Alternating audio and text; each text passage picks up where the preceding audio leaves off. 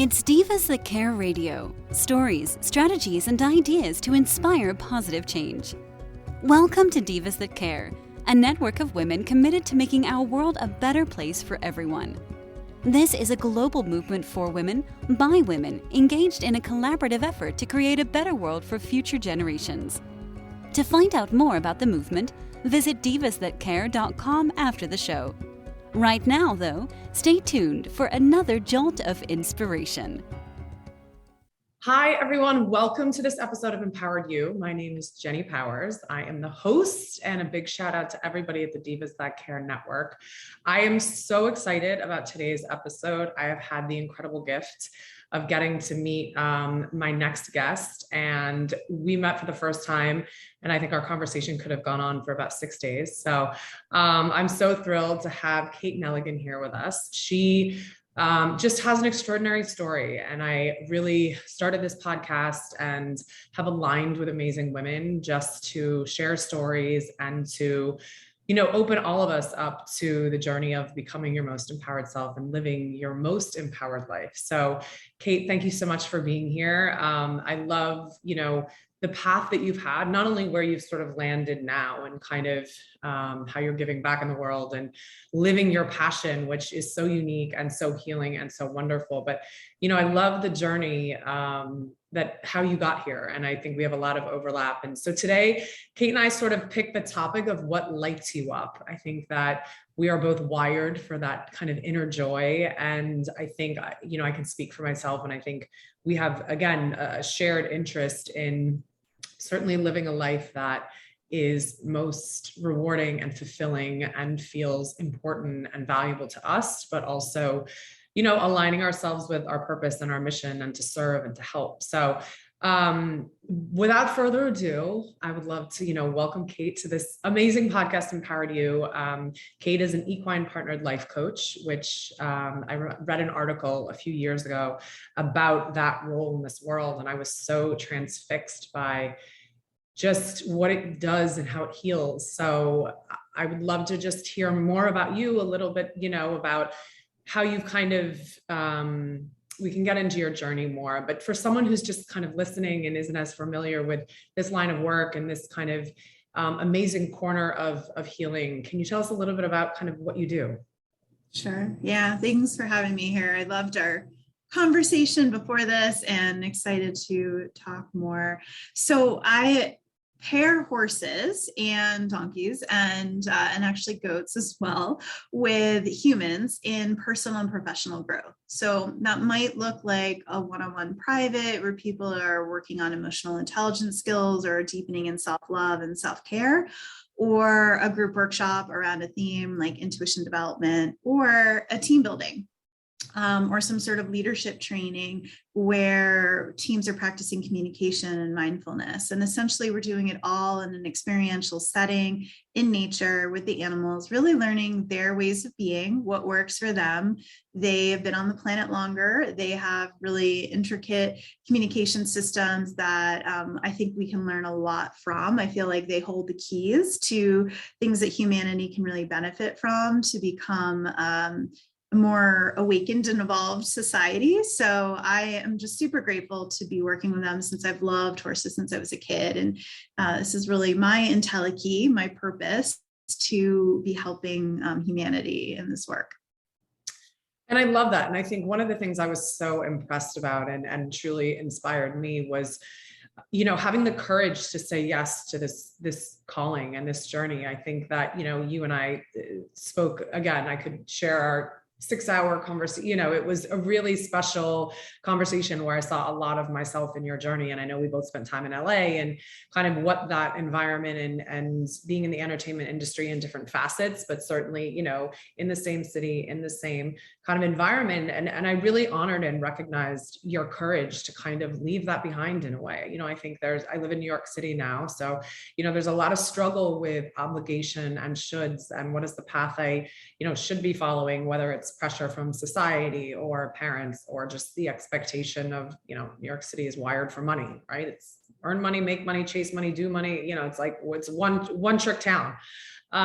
So can you talk a little bit about, you know, obviously always with this theme of kind of what lights you up, and, you know, I want to certainly get to that and kind of what you're doing now, but in terms of kind of what led you here to kind of this place where you really feel like you're aligned with what you're meant to do, can you give our audience just a little bit of a journey? So, you know, I think we can often see people like you having arrived and really saying, wow, she found her calling. And, you know, for someone listening who maybe is thinking, what I'm doing doesn't speak to my heart or doesn't really resonate, but gosh, that whisper of the thing I want to do feels far away or feels impossible. Can you just share a little bit about how you know, took that leap of faith and then the journey that's got you here? Yeah.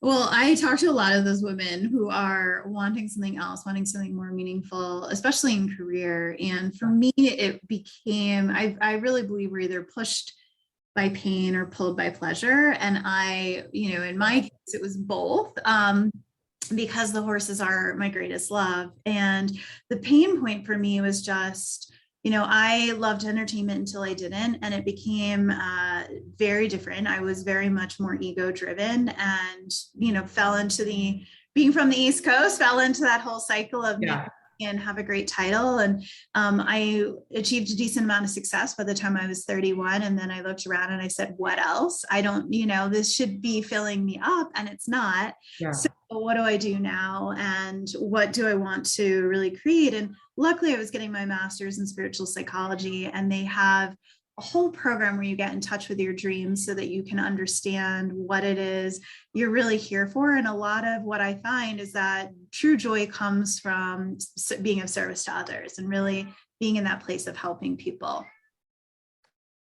Yeah. And I think that, you know, that push, I love that, like, you know, pushed from pain or pulled by pleasure. And I think that, you know, within that vein, there's so much of a journey kind of around that, right? It's like the expectation and the sense of, I think I just lost your video, but just a sense of, you know, kind of what speaks to you and what resonates and what is kind of everything that you want to be doing. So I think that, you know, for people that have that ability to connect and sort of say, like, this is what I want to be doing, this is what I want to be experiencing, you know, in this topic of what we're talking about, you know, what lights you up.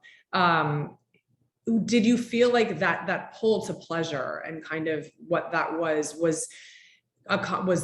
basically the horses, you know, that connection you kind of had with them as animals? Was that pull, you know, obviously you mentioned serving and that being sort of the greatest happiness. Like, what do you think it was that kind of, you know, pulled you into this next chapter? And then, you know, obviously as we get into talking about like what truly lights you up. I mean, I couldn't really say no to the horses. It's a lot of people can't. For me, they sort of took over my life, and I talk about it that way. Yeah. It was one of those things where, you know, when I talk to people who want to begin this work, they have that whole imposter syndrome, like, who am I? Can I do this? You know, and I delayed it for about a year when I started, because I was in that mindset of, well, this is my hobby. Can I really make a career from this? And I don't want to bring that old type A energy I had from the movie studio into a place that I deeply loved. So for me, it was very much, I just kept listening to the horses and they kept guiding me. So they really have been my partners in this and have helped me to get out of my own way, which they help my clients with now. And myself always, I'm always a student of the horse. So for me, it was really one step at a time, which is usually what I do with my clients when they're wanting to make big changes, or they're not entirely sure what it is yet, but they know there's something else out there for them. It's experimentation. It's trying it, seeing what happens. And I did workshops and loved them early on. And I realized I did have a gift for it. And I felt really fueled by it. I felt lit up by it. And I went, okay, well, this is a sign of what I call the trifecta, which is, what do you love? What are you great at? And what does the world need? And I find a calling fits into those three categories. And I really was great at, and am great at coaching and working in the healing modalities with horses. And then I felt like the world needed so much more support around emotional wellness and health. And then also I love it because I get to be in nature with them. And the hardest thing I think for me and when others are in these kind of transition periods is giving ourselves permission to do it, believing we can have it and we can have what we want, because it's a lot of self-worth stuff that can come up. And just knowing that if we want it, it most likely wants us as well. Like the horses were like, you're doing this. So I leaned on them, or I always say like, lean on someone's belief in you until you believe in yourself. I say that all the time. I love that. Yeah. Which I find is so fascinating. And I love this. And I'm so happy to have this opportunity because I love, whether it's this podcast, I host another show called Building a Boss. I'm an author, I'm a speaker. I'm passionate about women and men as well, but women in particular, and stories and journeys. And I think, for me and for anybody listening, what does it mean to have the horse guide you? What does that look like? What does that feel like? I'm very energetic as well. I love to exercise. I love being in nature. I'm never happier when I'm outside. So I energetically can sort of imagine it, but in terms of what it actually is, can you just share a little bit about kind of what that experience is like? Yeah, I feel like in some ways it's a muse. It's that we feel guided and connected to something greater and bigger than ourselves. We feel also like a lot of people talk about it as spirit animal or power animal, where there's just this like consistent nudging. And people will come to me and say, well, I'm having dreams about horses, or I can't stop thinking about horses, or I keep seeing them. Really? And wow, yeah. Yeah, they know that they're being called to learn something from horses at that time. And in many ways, that was my journey as well. I actually, in my master's program, created another, basically I wanted to be an entrepreneur, and I knew that even though I was inside of this corporate system. But my first step was in conscious media, and I created a TV channel. And yet my inner child, they have this process where you get in touch with your inner child. And she's just like, oh, you can do that while you're riding a horse. Like she just wanted to get back on a horse. Wow. And I finally, my self-love was high enough that I got myself back on a horse. And then this horse that I found named Felici, her name means happily. And it really was that like live with happiness, like that message of you deserve happiness. And then when she passed, it was the legacy of bring the happiness of the horses to others.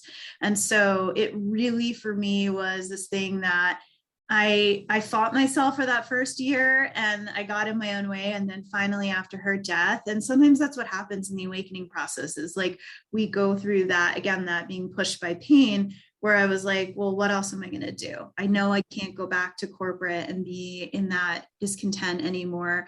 And I am just going to serve the horses. And so I just kept recommitting. My why is I'm here for humans to evolve and ascend and awaken, but I really feel like I'm here for the horses and to spread their message, and really the message of all of animals in nature, which is that being is just as valuable as doing. And for us to be a healthier and happier society, we have to create that imbalance. Yeah. And I love the, conversation like this, because you just realize, I think in my book, there's a page, believe we're all connected or something like that. And it just talks about how, we're one big masterpiece, we're one big puzzle, and every piece is necessary and different and unique, and kind of it all fits together. But I think so often, that's obviously a more evolved spiritual way of looking at things, right? That you're just one part of the whole. So within, two questions come to mind. The first one I'll start with is, with, these horses, say I'm, a potential client or someone who has either, again, struggling with pain, or just having dreams about horses, or feels called to kind of explore this avenue. What is it like to work with you? Yeah, it's a great question. So people come usually because they're either interested in personal development and want to see how the horses might help, or they're interested in horses and open to some sort of healing. And we're on the ground working eye to eye with a horse. I have, right now I have two horses. They work very differently. And one is very much through movement and action. So it might be, hey, let's halter a horse for the first time. And as you go to do something for the very first time, how are you with yourself? Right? Is there negative self-talk? Are you willing to ask for help? So how you do one thing is how you might do anything. So even the simple act of putting a halter on, which you've never done before, can bring up stuff to process, to dialogue, and to heal. And then my other horse works very much like an energy worker, if you were to think of Reiki or whatnot. And she will literally, I have beautiful photos of her just like putting her nose up and breathing in certain body parts on people, the way, you know, a chiropractor might work their hands on someone. And, you know, she will meditate with people, breathe. I hear the horses. I am trained in animal communication. And so I will bring in messages that they have too. So different wisdom and different things for people that is relevant to what they're going through right now, the way you might ask an intuitive guide for. And now, which I find incredible. And that really reminds me of this article that I read a few years ago. And I got it. I just intuitively, I think it was, you know, telling the story of a woman who had potentially been sexually abused, or there was trauma, deep trauma and pain. And within a session or two, she was just transformed. And I just remember not knowing a lot about kind of this form or modality of healing, but really connecting and saying, you know, I get it. I believe in it. I can feel how that would work. It was just so clear to me that energy is transformative in that way. And so in terms of training the horses, like, what are they, are they naturally gifted at this? Or is there training? Is there support or kind of guided direction? You know, how do you get to this place that obviously you've so brilliantly arrived in this partnership and clearly, you know, a wordless form of communication, which at the very least is extraordinary. How do you kind of get the horses to where they are now in kind of this partnership with you? Yeah, it's a great question. And I've worked with over 100 horses all over the country, and they are, in my opinion, many of them are naturally gifted. They all show up a little differently. The way some show up in what I'd call more of like a coaching and teaching. It's like they model or mirror or show. Someone was calling it pantomime the other day, which is a great way of describing it, like what is actually going on with the clients, right? And so and in the energetic field, like two horses might start fighting all of a sudden. And then you ask the client, what does that look like or feel like to you? And next thing you know, they're like, oh, that's what's going on with my parents, right? They're fighting. There's stuff like that you start to see them act things out. I call those more like the horse teachers or coaches. And then you have what I'd call like more like the energy worker horses and the healers, the ones that I have also put people down like on massage tables, and the horse will come and just work on different parts and really stay on a person's ankle. It's amazing. And I have such great videos of it too, because people don't really understand it until they see it. And I mean, I had no idea horses could do this work. I rode up riding, competing in college, jumping. I had no idea that this was like the secret of the horse that I was just discovering and watching when I was able to not be on their backs and slow down and breathe and receive from them. But a lot of horse people, you know, they don't see them this way. So part of my job is to just help educate and help shine a light on their other gifts. But, you know, those are the teacher types. And if they're working on, the healer types, and if they're working on an ankle, and then I go, well, what was that about? They're like, oh, I got in a car accident 4 months ago and I sprained my ankle. And I'm like, what? And so the horse knows intuitively where to go to.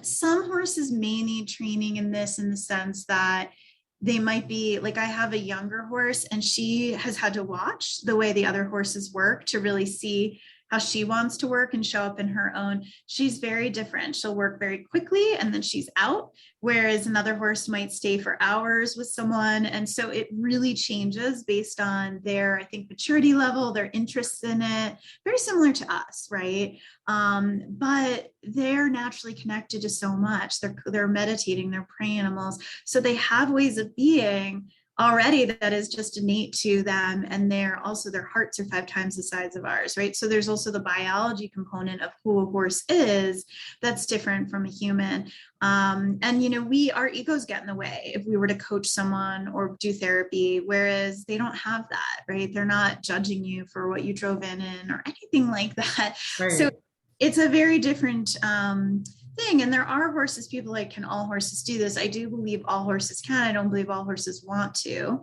And I think some are definitely more naturally gifted at it than others. I find sometimes the maturity factor is there if they've been doing it, or some like just it lights them up. One of my horses, it lights her up to ride with me. And my other horse, it lights her up to do this coaching and healing work with humans. So it's, they're all unique, individual, sentient beings like we are. Yeah. I mean, and I love that that's the perfect, balance and kind of connection of, we're here talking about kind of what lights you up, what lights us up. And then there is kind of the mirrored image of what lights up a horse. And I just think it's amazing to have that awareness of that unseen energy. I know, you briefly talked about Reiki and those, and I know I shared the story when we, first connected, and I lived in LA. I was an actress at the time, and being an actress had forever been my dream. Forever. I was going to be Meryl Streep. I was going to win an Academy Award. I visualized it. I saw it. I was not stopping until I got there. And I started to get a little bit more into personal development and kind of spiritual belief. And is there a higher power? Isn't there? I grew up kind of with no belief around anything, not negative, not positive, just kind of believe for yourself. And so I remember being kind of interested in Reiki. I went and had a few sessions, and I remember I just couldn't believe she didn't need to touch me. She was like, no, I'm just going to, let my hands feel the energy that's sort of coming off of you. And I was aware enough to kind of be open to it, but I definitely was kind of like, okay, this is gonna be a waste of my time. And it's really interesting now to reflect on that moment, because I sort of came out of this session and she said, you're not going to be an actress. And I was angry. I was so like, how do you know me? I want a refund. Like, you're crushing my dream. Like, how dare you? But it's so interesting. She said, I see you in front of just a large audience. I see you speaking. I see you traveling and kind of sharing a message that is your own. This was honestly 10 years ago, maybe even longer. And I resisted it. And I thought, this woman has no idea what she's talking about, because I thought she had sort of, told me my dream wasn't going to come true. Fast forward to now, when I'm, stepping forward, I'm an author and a speaker, and I, envision that is the path for me. That experience, though not, sort of based in horses, I think the more that we have conversations around just that unseen energy, right? That you and I are more kind of experienced or more aware of it. But I just think the more we share that like, there is something out there, right? Like I wrote a book called Empowered, The Woman's Guide to Following Your Heart. And I always say, like, our hearts beat on our own, right? We don't do that. To your point, like, the horses don't care what you drove up in. Like, you think you're all powerful, but like, your heart beats for you. And so I think that, this discussion around energy, and I truly admire how connected you are, obviously to your own, but then to be able to see that, harness it, and then give that from an animal back to another human being. I just think it's this, that almost is a trifecta in a way as well, right? Like that triangle of you, the horse, the client, like, and yes, that, what happens in between. So I love it. And now I have to come out and do it with you, of course. But what, if this, obviously I love sharing journeys and meeting extraordinary women like you to inspire all of us, but for, this conversation in terms of, what lights you up, like what lights you up the most about, maybe the journey that you've been on, and then also kind of where you are now and how you're serving in the world. Yeah, I love it. I think what lights me up about my journey is just how much I've changed. I mean, I really was an atheist that was alcohol dependent and did not even want to be on the planet at times in college, and really had very different goals and aspirations to who I am now. And just so much more heart-centered and service-centered now. My master's program has a book called Loyalty to Your Soul. And that's really what it's been for me, just getting to know my gifts and my soul's energy, and not necessarily just being in the trapping of the ego mind.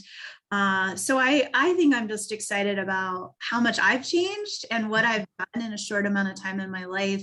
And I know others can do it, right? Like, I'm not special by any means. So if I can do that, anyone can do that. And I love now watching my clients choose stuff that they've always wanted and now are giving themselves permission to go for, we call it goat for it, to honor I love that.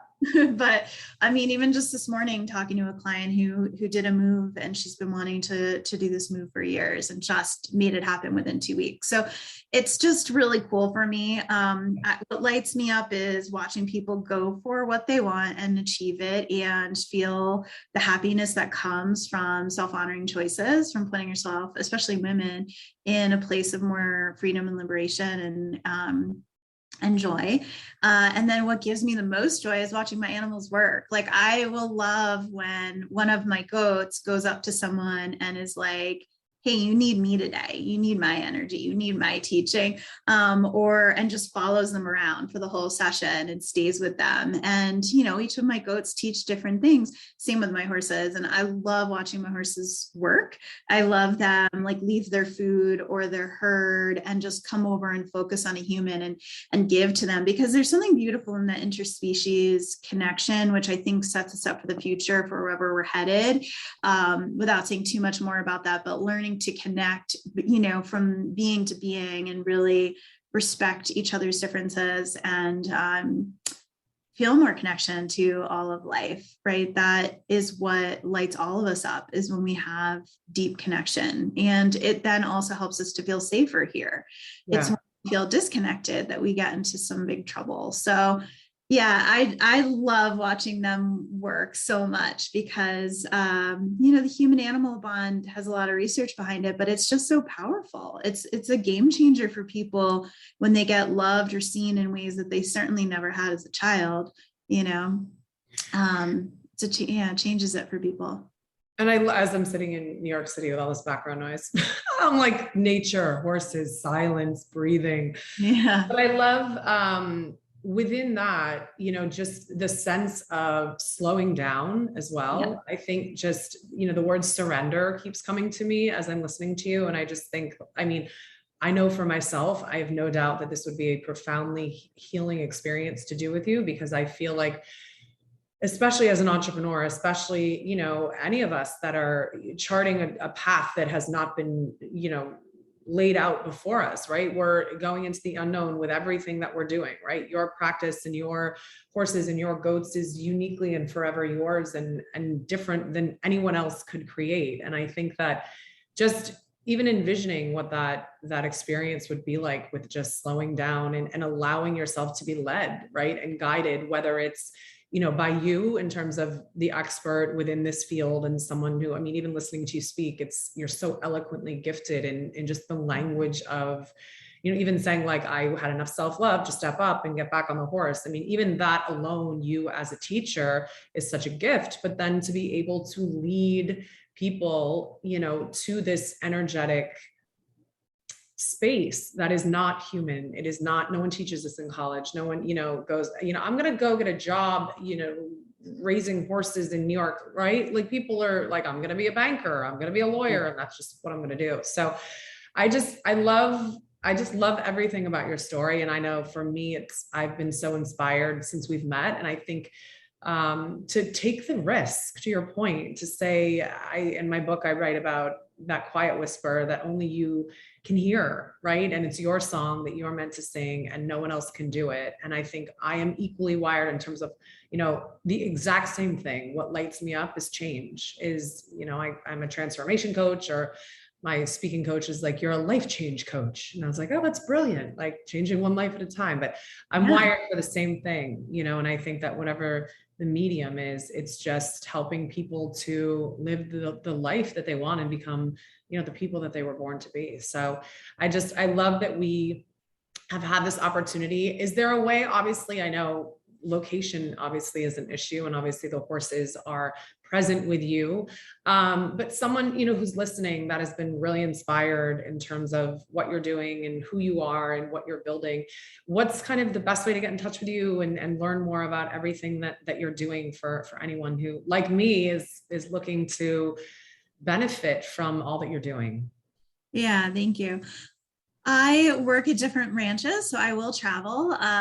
There's different ranches on the East Coast and West Coast, and even Texas I've worked out of. I can certainly go somewhere where someone is. In 2020, I figured out that the horses work beautifully on Zoom, so they will actually come on camera. Amazing. This is up, transmute their energy that way. So I've done a decent amount of workshops and privates. That's amazing, by the way. Yeah. That has to be one of the most like successful COVID Zoom stories ever. Yeah, I know. I thought that at one point. I'm like, I wonder if Dell or Zoom would want to do a little story about this. Yeah.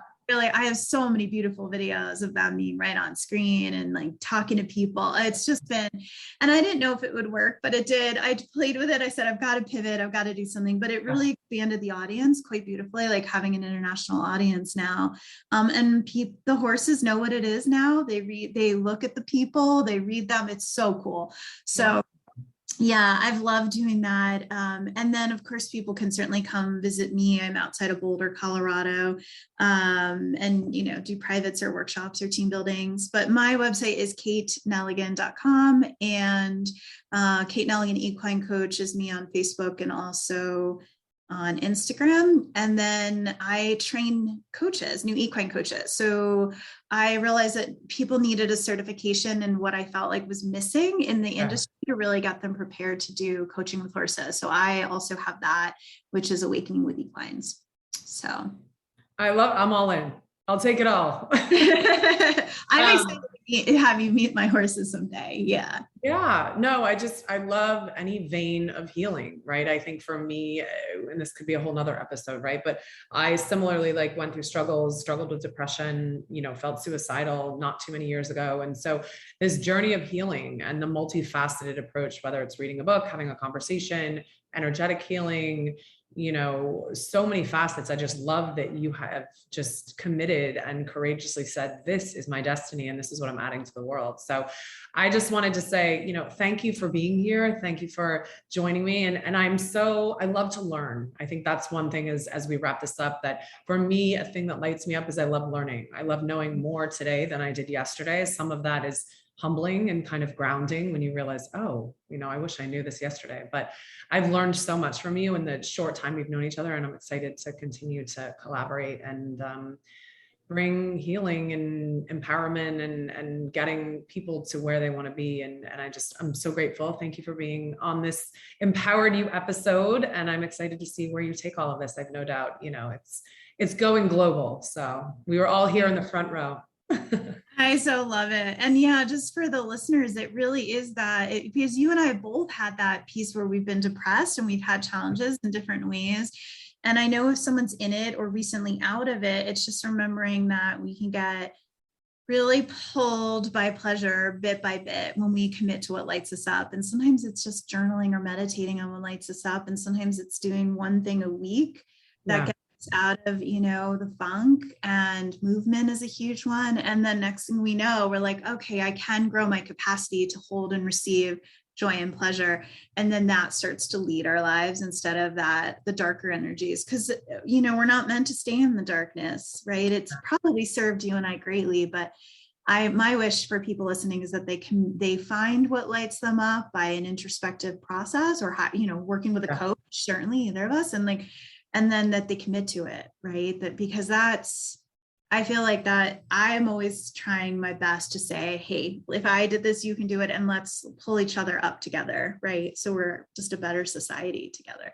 And I think I come from the exact same place. I mean, I often say I wrote my book and I'm the writer, but I'm also the reader, right? I pick up my book on a daily basis. And I think I come from the exact same place, which is I've gone through this, which means how can I share what I've learned to save you maybe from the 11 times I fell down? But also for me, when I was in that dark place, your point is a great one, that when you're in it, you truly feel like you'll never get out of it because the darkness surrounds. And one of the keys was people that held the space for me, that connected and said, quite honestly, the most powerful healers were people that had gone through it. So I think that though it was challenging for you and I to go through it, I do think experience, helps certain people. Not everyone, one journey is not better than the other. But for me, someone saying, I've been there, like, I'm not going to let you stay there, but I've been there, and just know that I'm no longer there.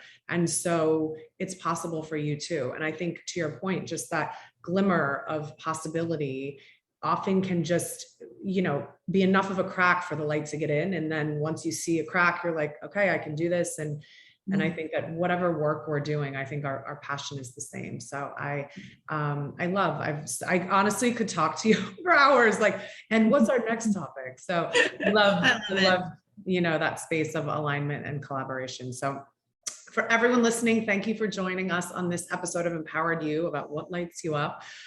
Kate, thanks for being here, and I'm excited to continue to collaborate, and congratulations on all you're doing. It's really a gift to this world. Thank you. Same to you. Yes. Thanks for listening. This show was brought to you by Divas That Care. Connect with us on Facebook, on Instagram, and of course on divasthatcare.com, where you can subscribe to our newsletter so you don't miss a thing.